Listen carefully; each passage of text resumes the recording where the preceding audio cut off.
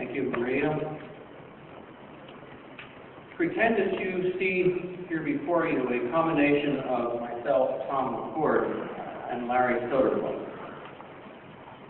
Larry is the nominator, and I am the chair of the committee, and Larry couldn't be here today, unfortunately, in his regards. The connection is that Larry and I each was one of Bruce's early graduate students, and we both feel a great deal of appreciation for Bruce's effort in this role. I suppose I should begin in a more formal way and say that it is our pleasure to give the citation as a part of the presentation of the 6th Fred Whipple Award to Professor Dr. Bruce Murray of Caltech. Bruce is pretty experienced with these citations and introductions. I recall hearing of one introduction by President Goldberger at Caltech at a public lecture given by Bruce, and another one by Bob Sharp, and undoubtedly there are many more. They presented Bruce in a not totally flattering light, in jest, of course. Bruce's response was that giving lectures is very simple.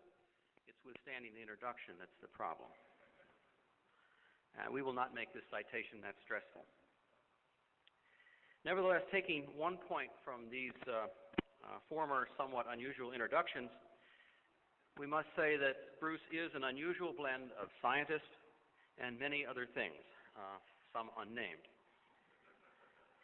He has made major contributions in at least 4 distinct areas. He, of course, has contributed as an academic scientist, writing and leading some very important papers, for example, with Bob Layton and Harold Brown, 2 academic powerhouses of the past, and also in presenting the results and the interpretations from the many space missions in which he participated. This is to be expected partly because he wouldn't be here today if he weren't outstanding academically and in his scientific contributions, but also because his distinguished science lineage can be traced back, and Maria, if I could have the first view graph, the only view graph, Bruce's lineage can be traced all the way back to Galileo. Now, this is a bit tedious. I'm sorry, there's no way to get this all in one frame. And I'm indebted to Chris Cooper at Brown University for doing this. So you see, we start here with Galileo, and we trace down through a bunch of people, and then through Agassiz, and all the way down to Bruce. And as far as I know, this is in fact legitimate and not made up. And as I'll say in a minute, we can go on down below this too. So Bruce, you have a long, illustrious lineage. He's also been a major leader in the early deep space planetary exploration program, specifically in the Mariner program. I don't know how many of you can remember what Mariner was.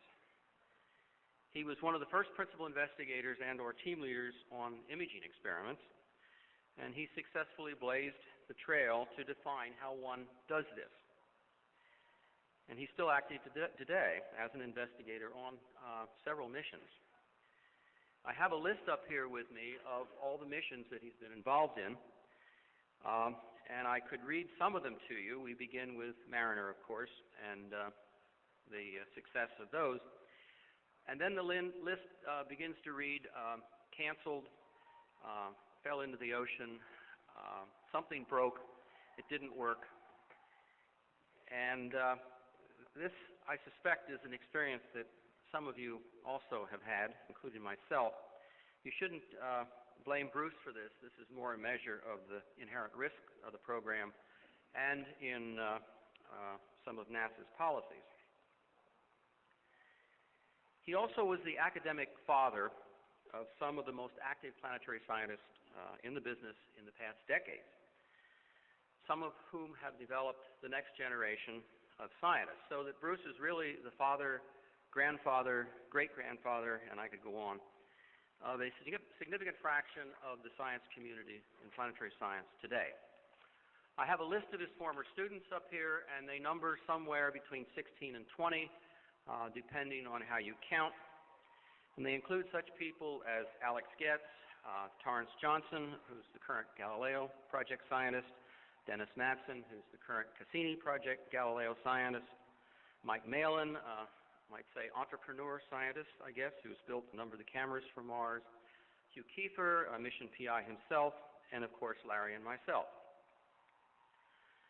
And finally, he's been active in influencing the policy of planetary exploration and space science in our federal government and in other institutions. He was active with the early Kennedy family bids for the White House and served on many high-level advisory committees. And how could I not mention that he was also director of the Jet Propulsion Laboratory, a not totally apolitical position. He also was a co-founder of the Planetary Society with Carl Sagan, which continues today to influence planetary science policy and support the field in different ways. For example, he is today, or was yesterday, a strong advocate of the quicker, faster, cheaper philosophy, the current, or at least recent, policy of NASA and its administrator, Dan Golden. This policy is fertile ground for many a barb and slam, but in the spirit of the occasion, I won't go into that. Instead, Bruce in his lecture will treat this timely topic, and I leave it to the audience to continue the discussion. So I wish to say in closing a personal thanks from me and from Larry for your help in your role as an advisor, academic advisor, and after that as well. And congratulations on being awarded the 6th Annual Fred Whipple Award.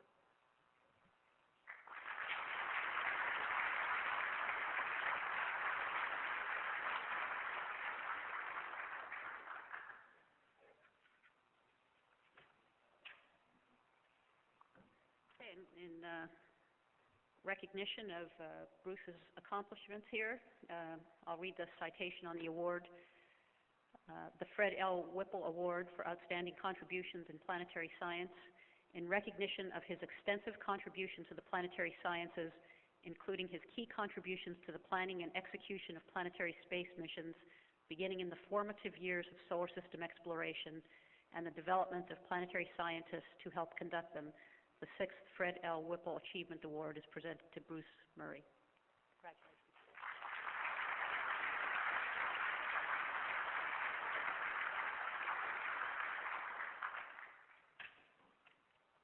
I was going to ask, where's the check? But then, of course, I remembered where I'm at. And I like your introduction, Tom. I decided to take this issue of faster, better, cheaper on head-on after the Mars Climate Orbiter failure, because there was rumblings of discontent. And then I've had a lot of help recently with the events that it's now very timely in people's minds. And so I regard myself as intentionally throwing raw meat in amongst the lions, and I'm the raw meat by coming here and giving this talk. But I really do believe that the faster, better, cheaper is not an option. It's the reality, and I'll address that. And that the problem that we've experienced has to do with the process of learning how to do it. And my other message is for you, which is that the scientists, I'll repeat this again, but scientists are not the constituency of planetary exploration. We're the agents of it. We're doing something that's a much broader process than just us. And therefore, we have to collectively and individually try to have a long-term view beyond our own careers or even lifetimes of what we're doing. And in that context, sometimes recognize that what makes sense for your discipline or your career or your tenure review coming up for the younger ones of you or whatever may not always be unambiguously the right thing to do. There may have to be trades. You have to have a longer view. And that's the message I have of this whole thing, is that we have to keep moving in that direction, have the vision, have the hope, and also have the personal capability of thinking of it in those terms at least some of the time. Well, first of all, I'd like to reflect back on Fred Whipple. I first met him 40 or 41 years ago. I was a lieutenant in the Air Force at the Air Force Cambridge Labs, where I first learned about space. And what was happening, he was at the Smithsonian Astrophysical Observatory, I believe, at that point, involved with tracking it, but he'd already become famous with the dirty snowball model of comets. And it was an important interaction. He was one of the first real astronomers I had actually met. I'm a geologist by training and had not had much interaction. What was interesting is to think about the time. This was in 1958 approximately, maybe 59. It was Sputnik had happened on October 4th, 1957.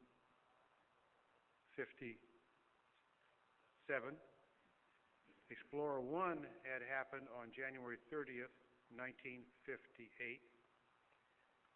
NASA itself, as an institution, formally took effect on October 1st, 1958. And that's about the time I met him. So it was really the beginning of this enterprise. That was before the Division of Planetary Sciences existed of the AAS. That didn't come into being for almost 10 years more. It was before the planetology section of the AGU existed. It was before there were careers in planetary science. Planetary science was still a stepchild of astronomy, sort of a second-class citizen in the field of astronomy at that point. And most importantly, before the revolution in our view of the Earth and planets that's come about. So I could give a whole lecture on that if that were the time, of how things looked then versus how they look now, and how much of that was due to the discoveries and analysis carried out during this wonderful period of exploration of planets made possible by rockets and spacecraft. So I'm going to talk about that, and I'll come back to you at the end. If we could have the first slide on the right-hand side, I'll preview what I'm going to get into, and then get started on the meat. And so I'm first reflecting on the time perspective that I have experienced, and then going to go on and develop what I think is an extremely important parallel, which is the long-term view of going to Mars being similar to a long-term view one gets by looking at the exploration of Antarctica. It's essentially, it's literally a 100-year view going on any one lifetime, beyond several lifetimes. And Antarctica has the parallel of human exploration as well as scientific exploration. Then I'm going to talk about what the recent problems, which are the setbacks. Basically, Mars Climate Orbiter, Mars Polar Lander, and the DS2 microprobes have all failed, or at least failed obviously because we haven't heard from them, and whereas Pathfinder and MGS were both successful. That promotes a number of questions. Then I'm going to deal, my attempt to specifically, is faster, better, cheaper the problem? And my answer is no, and I'll say why. I don't think there's any alternative. But it's clear the attitudes and processes and relationships involved in that have to evolve further. And I'm also going to continue to remind you that you all are crucial to the success. You are not the constituents laying out there for the gravy train to feed you. You have to be participants, accept the risk. People like Dave Page have accepted enormous risk in this case. Mike Malin's taken a pretty good hit. A lot of people have. And you have to be participants, and you have to participate from a broad, integral view. This is somewhat different than normal discipline-oriented science. And there's always been a tension, and I think we'll see it again in this area. Then I'll roll out my current thinking about the restructuring the Mars program, because clearly it needs to be, and what are the criteria for that, and this is my own. And then finally, I'll come back to what I stated, which is where we all fit in personally. So with that in mind, let's go and turn on the left-hand projector there. And I apologize for the lack of PowerPoint here. I apologize for the too wordy text slides. I have some things I want to say, this is the way it came out. We'll be able to distribute paper versions and so forth afterwards. So the Antarctic analogy, it starts out when people consider human exploration of Mars. And I assert that we cannot ignore that. We have to think about that. We have to think, how does it fit in? And what time scale, in what way? And therefore, how do we fit into that, even though the program is focused entirely on robotic exploration now? When one tries to do that and talk with people who've done human exploration before, they're strongly influenced by the Apollo experience. Apollo was a tremendous success. It is our only experience in the world for the human race, in this solar system, maybe in this part of the galaxy, who knows, with humans going away from their home planet. And so it carries a lot of significance. But in fact, these were short duration missions. One was always within return range for safety of the Earth, as demonstrated by Apollo 13. One could take most of the consumables you needed along the way. The reliability was that the systems would work for 2 weeks very reliably.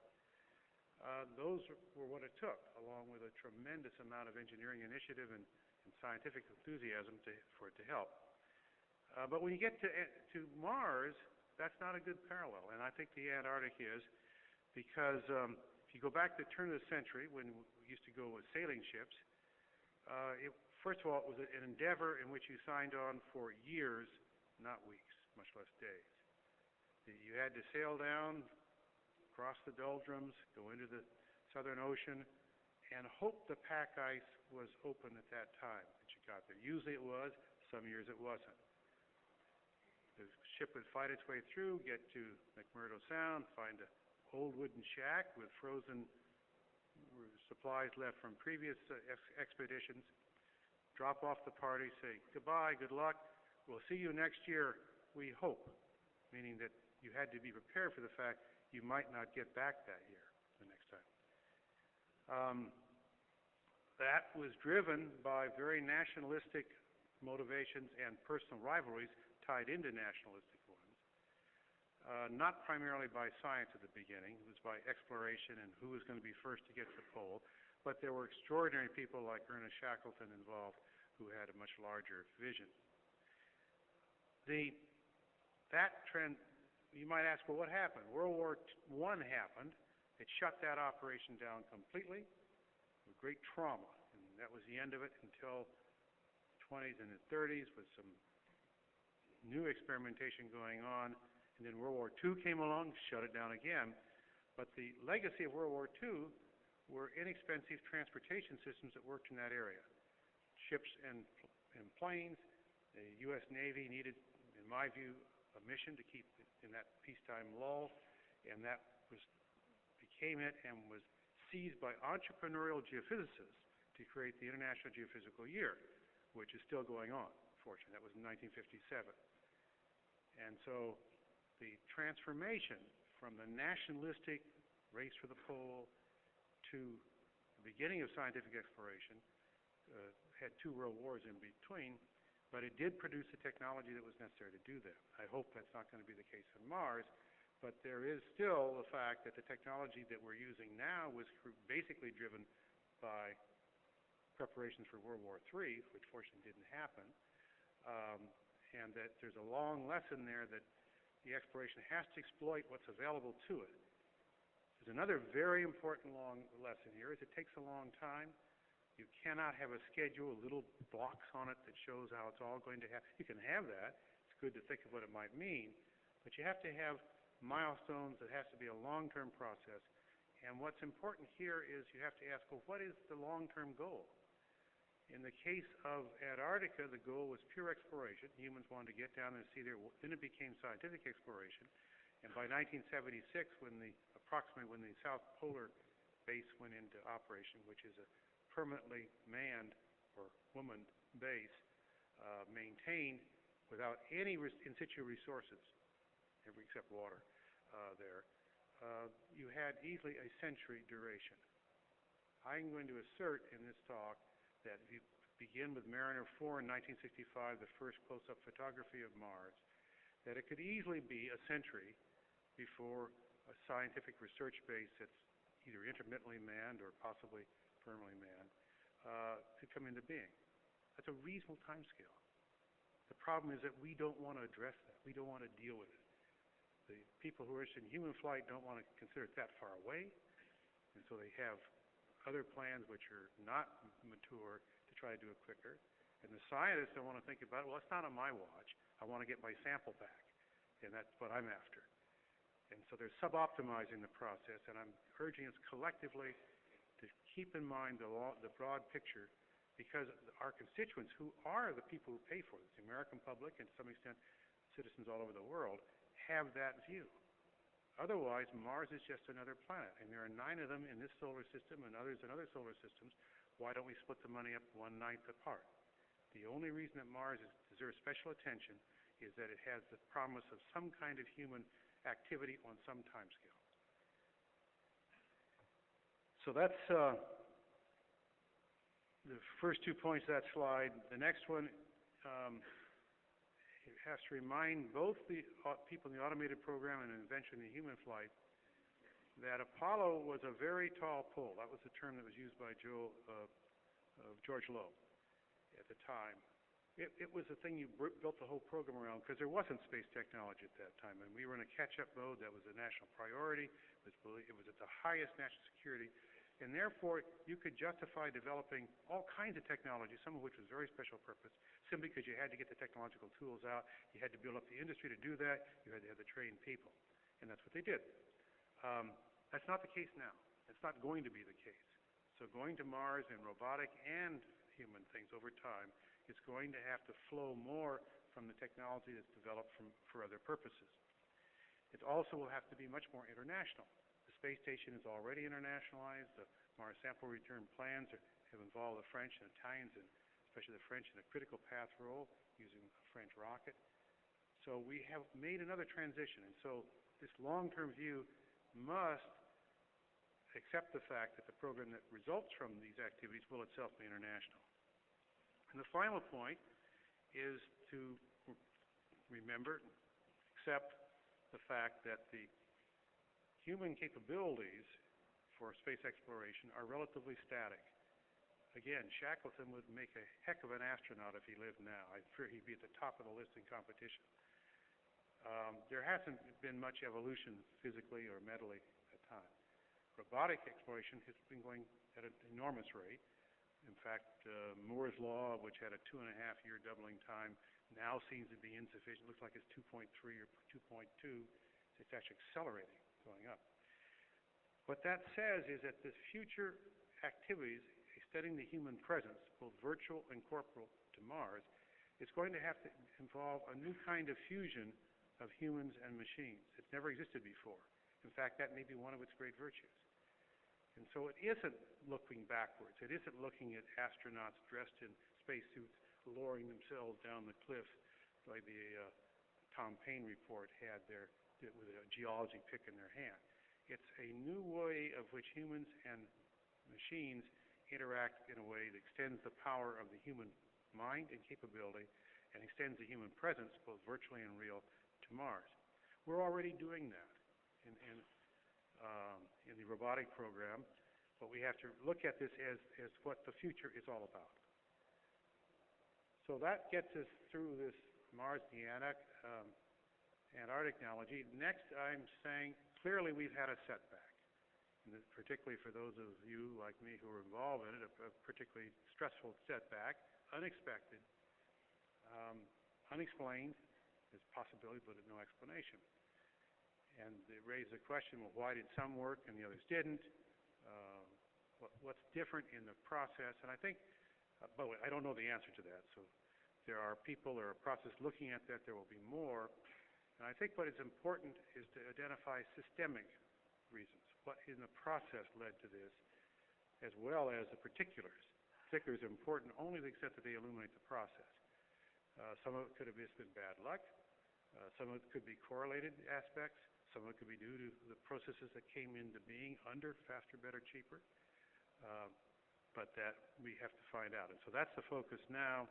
And my hope is that we will find and come to share an understanding of systemic failures, and then find a collective will and motivation to make the changes that are needed to be done. The changes need to be made all across the board, I think, or made. With that in mind, then, here we come to the centerpiece, the raw meat, or sushi if you're from Japan, which is it is the problem, basically, faster, better, cheaper itself. Is that a flawed idea that came about in sort of a political context to respond to budget problems, or is it an inevitable problem? So if we could have the next slide on the left-hand side. We'll see how this works. Yeah. My thesis is that there is no choice because the money has gone down, and there had to be changes. And even though in that process, the fraction available for scientific research has actually gone up, or not, the fraction's gone up. Funds have stayed similar, and the fraction associated with human flight has gone down dramatically. The overall trend has been down. This chart shows in real year dollars, it's just under, back to 94, it was just under $15 billion. It's just a little bit more than 13.6 right now, and that's about the same trend. There's something wrong with that slide, and the next slide shows why.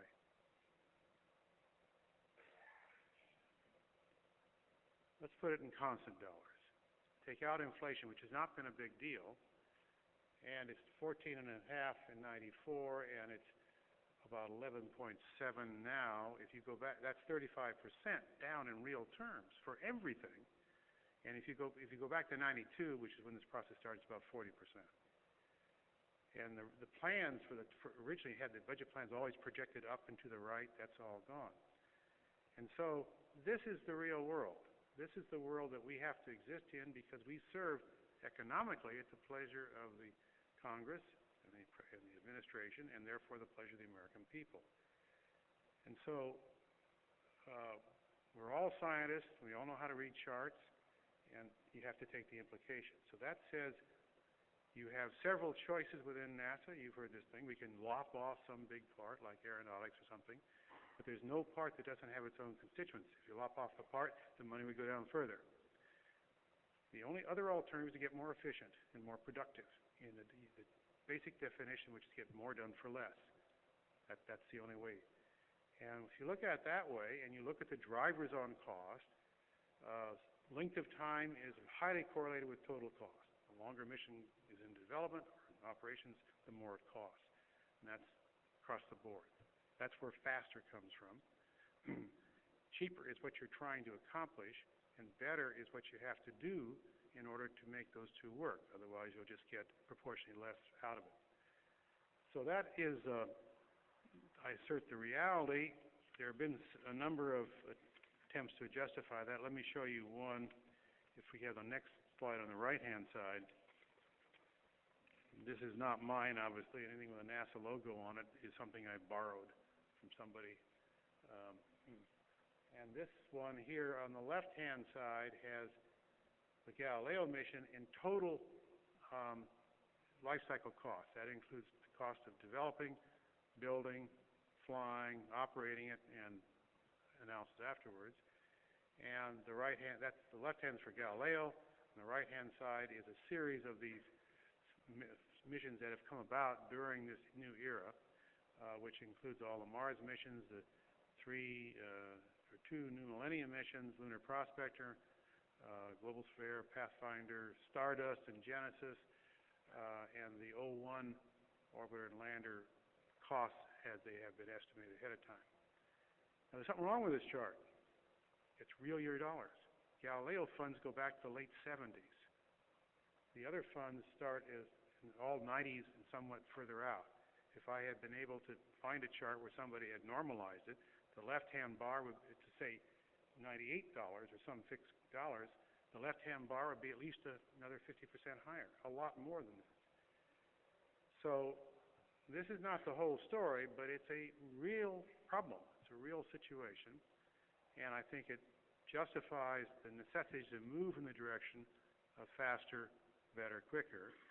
And then we have to ask, what can we learn from the difficulties we've had so far to improve the process so we don't have as many failures as we've had, and that we continue to have highly productive scientific missions.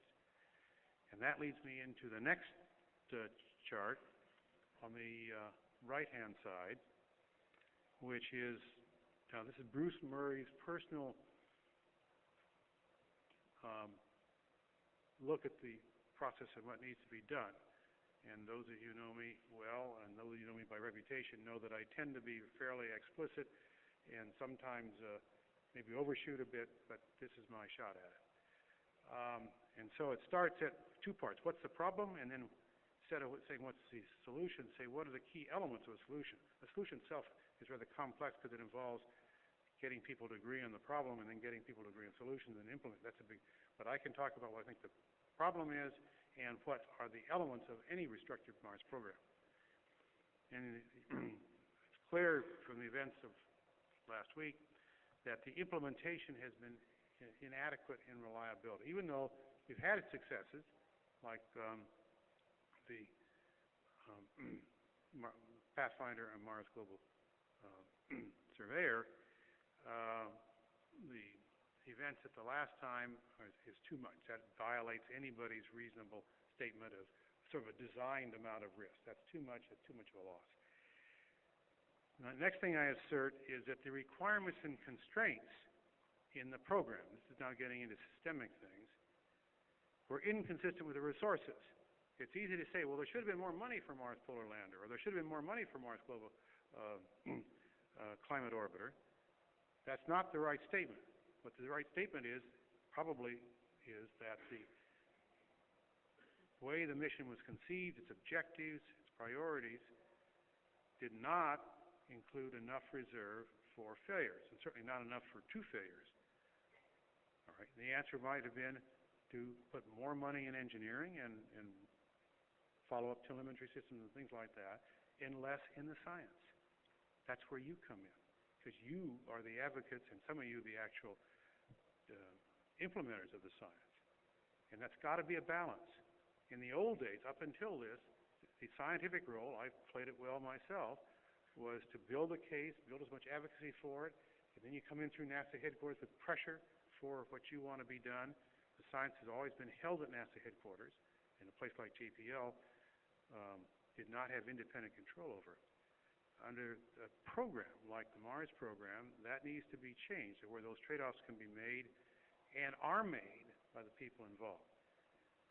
So that's the second one. I think that's a serious systemic. And then thirdly, I'm going to assert that the goal of this program, sample return, right now, sample return in 2005 with the French and carrying substantial biological constraints on it, is the goal. And I assert that that goal is too narrow for a program, is too confining, and is terminal. Because what do you ask after that? Well, you do more sample return. After that, more sample return. After that, well, that's out of my domain. You have to have a longer-term vision that's got to show up in a goal. So those are what I think the problem is, of which the failures are a symptom. And so the next thing was, what are the key elements? And I list 4 of them. The first is that in order to deal with this constraint problem and goal, the program management, not the project management, program management, has to be very aggressive, very explicit on what are the long-range goals and how are they implemented on a mission-to-mission basis. And one of these things would be technology. Certainly the variety of technology goals that have to come in incrementally be proven out. And they're going to have to be balanced against the mission-by-mission scientific goals. And that may turn out to be a crucial part. That's part. There are a lot of other things that are involved in a program. The second key thing, and this is very important, I believe, is to conceive of a program that's driven by a series of milestones. You do this thing, and then you do that, and then you do that, not by a schedule. One of those milestones will be sample return. Sample return in 2005 on Ariane with the French is too narrow and too inflexible. So a milestone-driven program, which goes on out a long way, can deal and make trades within unexpected difficulties or new opportunities or whatever. A schedule-driven program suffers, and the same thing has happened with people describing possible manned flights. They're all hung up on when the President of the United States is going to stand up and say, we're going to Mars, a la Kennedy, and therefore we have a launch in 2014 or something, and we have to develop the rocket right now. That schedule-driven program is just intrinsically a bad way to approach it if you don't have a milestone-driven program that is really behind the schedule. And so I give two examples.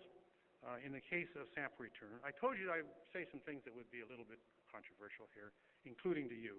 So I'm delivering on my promise. For those of you who are old enough to remember, which is maybe half the audience, we spent $2 billion of 1970s money, which is now $4 billion of our money now, something like that, on the Viking mission. The Viking mission purpose was to go look to see if there was microbial life in the soil of Mars. That was a very important question because there were a lot of people who believed there might be, there were a lot of people who believed there could be, and everybody believed that was a first-order question. You had to get that out of the way before you could go on. And so it sent 2 landers and 2 orbiters with RTGs and all the King's horses and all the King's men. And it got a surprisingly unambiguous result. First of all, the growth experiments were unsuccessful because 2 of them were water-based, and the soil reacted to the water. It's a hyperoxidizing quality. It has to do with the solar UV operating on Mars, which we didn't realize. It hadn't been visible enough. And so they failed, and it was clear that there was something about Mars's soil that was pretty bad. And the GCMS, which went along further on that, was sampled, which had the capability of very, very precise detection of any kind of organics above methane, up to possibly some very, very heavy ones that might not have volatilized in the thing. But all the reasonable organic materials that might be there, including those from meteorites, which we know have to be delivered to Mars just the way they are to the Earth. And it found precisely 0. 2 experiments, that is 2 instruments in 2 different locations, with an arm sampling everything. And so the conclusion from that, rather universally shared, was that Mars' surface is self-sterilizing, and that organic material, even exogenic organic material, is oxidized and converted to CO2, and it's in the atmosphere and gone. And clearly no kinds of carbon-based organisms could live in that, including terrestrial ones that might have been brought along for the ride, or we'd see their residuum. And that was a belief until Allen Hills. And Allen Hills, which was misinterpreted by many people who did not realize that this is a crustal rock. Whatever in there refers to things that are taking place not on the surface of Mars, but below the surface. It led to a reevaluation of possibility of life on Mars. And at best, it would be ancient life in the subsurface hydrothermal groundwaters of Mars. It had nothing to do with life on the surface. But in that enthusiasm, somehow, it seems to me, there's been a collective lobotomy, and the result is that people have forgotten the hard constraints we have on the nature and surface of Mars, which is not only is there not a plausible reason to expect any indigenous life or any indigenous organic material there, but that terrestrial life will also be killed off by it. The bugs are there, boom, they're gone. They'll get destroyed. As a result of that, a series of requirements and objectives have been placed on the sample return mission, including bringing the sample back without heat sterilization, dumping it in Utah somewhere, transporting it into a P4 or maybe P5 facility to look for this stuff. And that has driven the cost way, way up, and also I think makes it politically vulnerable in the long run, but that's, again, a personal judgment. Now, a milestone-driven program would say, okay, that may be necessary, but first, let's go revalidate the Viking findings. If there's now doubt that the Viking findings were complete enough, we can send automated missions with much more modern instruments, and we can determine again whether the soil is sterile. We can look in different places. We can drill. And if we get the same answer, then you don't have to do all of that to the sample return. If we do get the answer that there really is, in spite of Viking, evidence of viable organisms or their viability, that would change the whole program anyway. And the fact that we don't have a milestone-driven program is why we got ourselves in this box, for the personal view. I don't speak for anybody but myself. A second example, I throw out is that if you take the longer view and you're worried about humans going and eventually where they're going to go and have to put infrastructure, the most important thing that we don't know about now is whether or not there's any water molecule, ice, near the surface, extractable ice, near enough to the equator that the thermal environment would be sufficient for long-term human or even robotic operations. We don't know that. That surely is a very important thing. If that's true, Dave Page has written a paper many years ago, back about 92 or 3 in Nature, showing that certain combinations of albedo and thermal inertia, you can get ice pretty far south, pretty far near the equator. And that's a really important question. It could affect everything after that. So that ought to be a near-term robotic objective to find out that, rule out that, or find out it's true, because it affects everything that comes afterwards.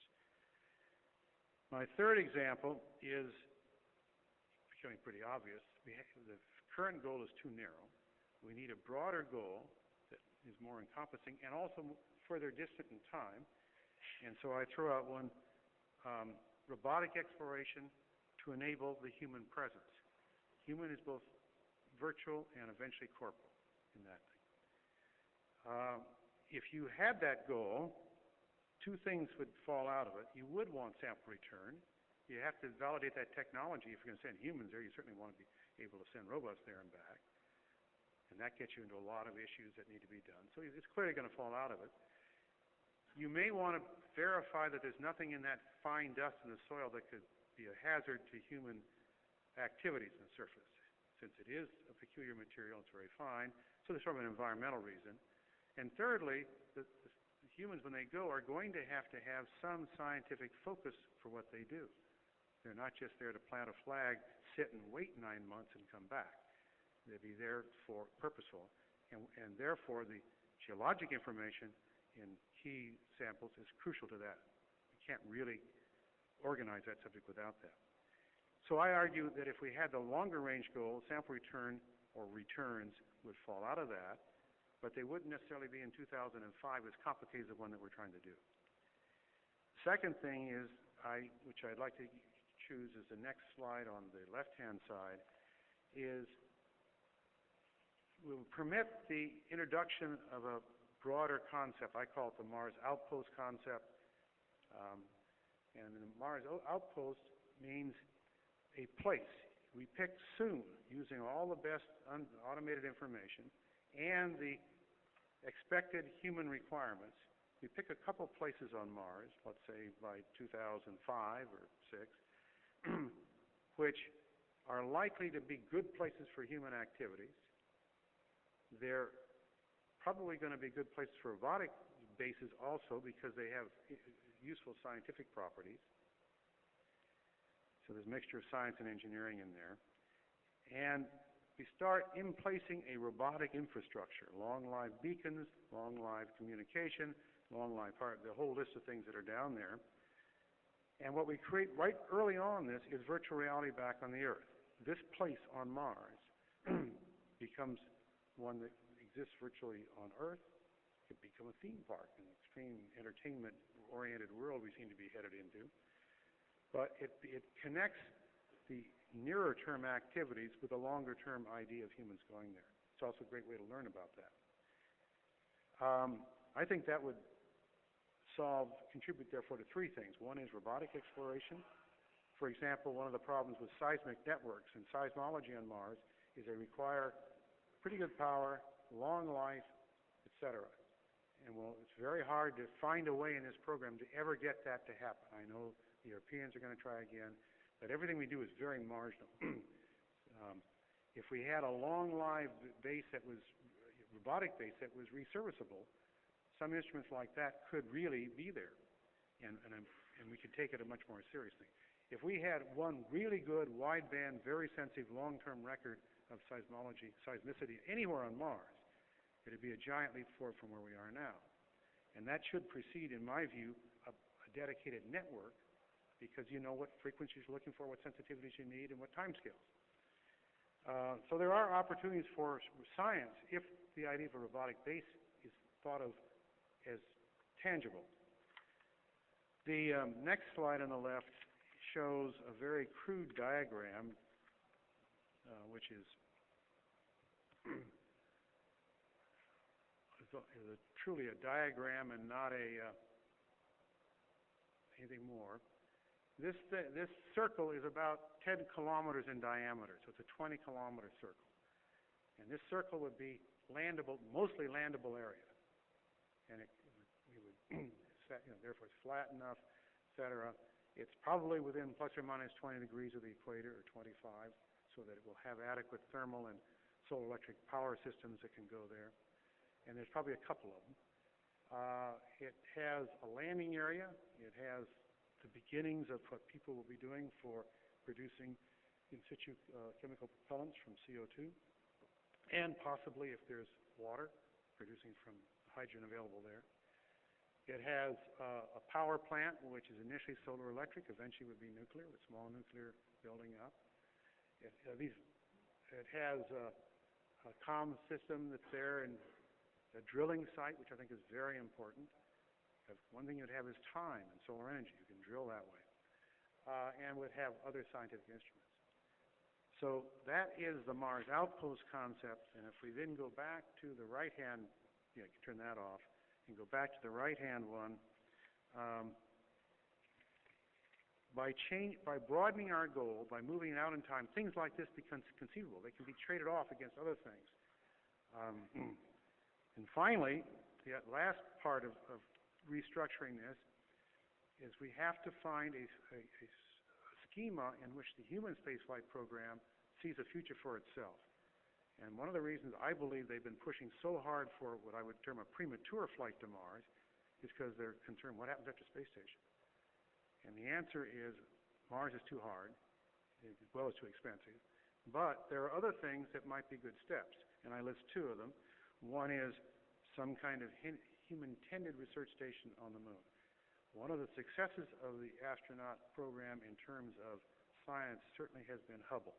It has demonstrated another way where the humans and the robots could achieve something that was not otherwise achievable. That same thing could exist on the moon. You can argue what you would do, backside radio or whatever, but there's probably categories there. And that would get you into really teleoperations, real robotic involvement with the humans to enhance both. And it's intermittent. The humans go to set it up, and they might go back to reservice it a year later. The next step beyond that, in both capability and time, could be something like these very imaginative ideas of a huge planet finder telescope out at L2, also in place with human assistance, teleoperated locally, but then by the time after that, there's time delays, and so forth. So there are, in principle, intermediate missions between the space station wind down and the real thoughts of going to Mars. And I think if those can be made real, then we can approach the whole subject in a more rational way. So if we could go back to the last slide on the right, the repeat of my, Oh, you got it up there, thank you. We're at the end here. And I want to repeat where I think we fit in. I think we fit in, again, as the agents of this process. We're a critical part of this whole thing, but we are not the primary reasons for its existence. I know that's hard. I come from Caltech, which, as you know, has got a reputation of being a fairly arrogant place, filled with very self-centered, assertive people, guilty as charged. But I think it applies for all of us to some extent. We have to see ourselves as part of a longer social process, and that length of time needs to be kind of long, going back to the Antarctic. And that's why I used a 40-year perspective coming out and a 40-year perspective now. Thank you very much.